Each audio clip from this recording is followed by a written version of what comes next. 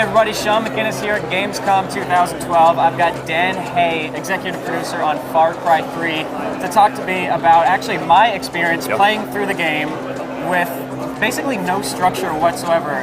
You guys are, I mean, if you didn't know what type of player I am before this, you certainly know now. Yeah, well, you like to shoot. I like to shoot. I like to stress test open world games. Absolutely. To see just how much of a wild maniac you can be.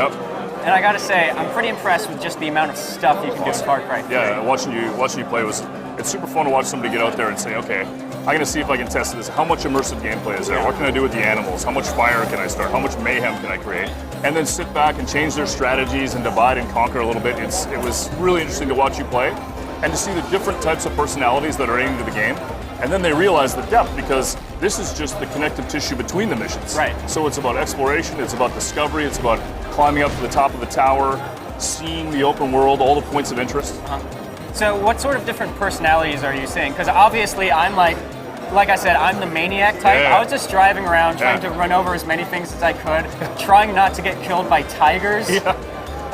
What are you seeing as you let people play without any sort of fences? It's amazing, because it's not something that you can, when we talk about putting this much immersion gameplay in, we were absolutely confident, okay, well, this is what the game's going to be. And then you watch somebody play it and they try and break it their own way. We're watching people who are definitely like firebugs. They want to start a fire, they want to build a fire and burn the whole place down, and watch as they're pushing animals into outposts. We're watching people who like to sit back and snipe and are a little bit more contemplative. We're watching people who are going into the game in one way, maybe a hardcore shooter player, and all of a sudden they find themselves taking an outpost and going into the store and buying a silenced weapon, or pulling out the bow, and then the bow's got an explosive tip on it, or they've got a bow that's got fire on it, and they'll start a fire. Or people who will just go in and just want to drive and cause mayhem. It's the fact that the outposts and the game responds to a 360-degree approach. You have some on land, sea, and air. We're seeing tons of different gameplay styles. Yeah, so in my experience playing, it seemed like, I mean, there's a lot of stuff you can do just wandering around and not doing anything specific in particular, but there were sort of two very helpful things to accomplish whenever you see them nearby. One was climbing those radio towers. Absolutely. So you climb up those things and it kind of unlocks your map, right? You can see all the different items and points of interest around, which to me, it seems like maybe you guys are taking a page from Assassin's Creed. That's something that I've done in those games before. You know what? The thing is that Ubi's got a deep bench. So we bring in people from the different games, and everybody's got their own flavor. What felt really cool is that, you know Voss from E3, and that he kind of is a personality bomb that's gone off on this island. And when we saw the tower and we saw people climbing it, and that they were pulling off the scramblers, and then the world kind of opened up to them, and they see the points of interest, and then they realize, if I go down there to that outpost and I take it over, it's mine.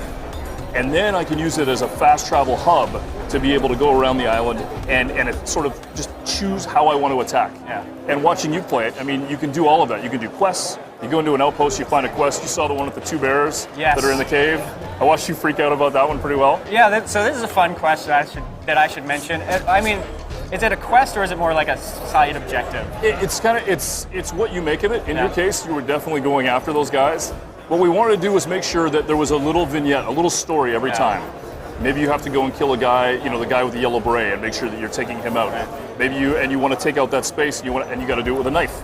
Or maybe you want to go and kill a tiger so that you can take that skin, and then you can go sell it, and then you can buy the weapon, or you can buy the attachment for the weapon that you're looking for. It's how you play it, and what's pretty amazing is just watching the different tactics, and then the different moments of discovery, and then seeing that the world is alive. If you play an outpost, and all of a sudden the Rakia warriors come in, and everybody's like, hurrah, it's your outpost.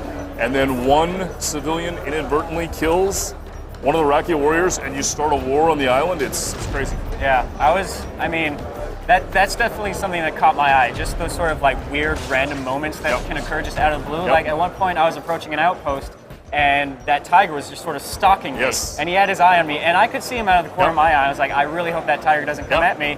And then all of a sudden, he saw a wildebeest over in the background. He took off, and I was like, all right, now's my chance to pounce on this outpost. Exactly. And if you wanted to, what we're seeing people do is that they'll see the tiger, and then they'll steal the wildebeest. They'll shoot the wildebeest, they'll get it running, they'll follow it into an outpost, they can create effectively a mini stampede into the outpost, and pretty much take out the outpost without firing a shot. And so it's just satisfying to watch people do it, especially when I was watching you play, and you're watching that tiger, and you're thinking, okay, do I take the shot? Is he going to hear it? Is it a silencer? The fire started and all of a sudden the tiger started. It's completely different. All right, cool. Now, there's actually some benefits to this. There's sort of an economy system in the game here. Yeah. You can collect different items. You can craft things. Yep. Tell me about the collecting things and what you're doing with all these items that you grab. You think about Jason and his story. He basically lands on the island and he begins to discover the rakyat and he's got the tattoo.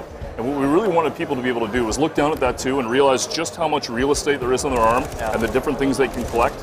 So if they're collecting relics, or if they're basically looking to make syringes so that they can heal themselves, or if they're selling stuff to get attachments for weapons, it's almost like a black market economy to help not only Jason survive, but then thrive on the island.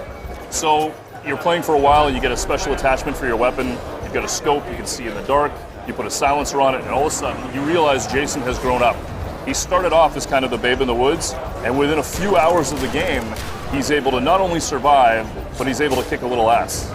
Dan, obviously, I'm going to try to jump back in there and get a little bit more hands-on time. We couldn't get the controller away from you. Yeah, you guys had to pry it out of my hands. For anybody who's not lucky enough to be playing the game here, when's it going to be out in stores? It's coming out this December, and it's coming out on the 360, the PS3, and the PC. All right, thanks a Cool, lot, dude. Dan. Thanks, man.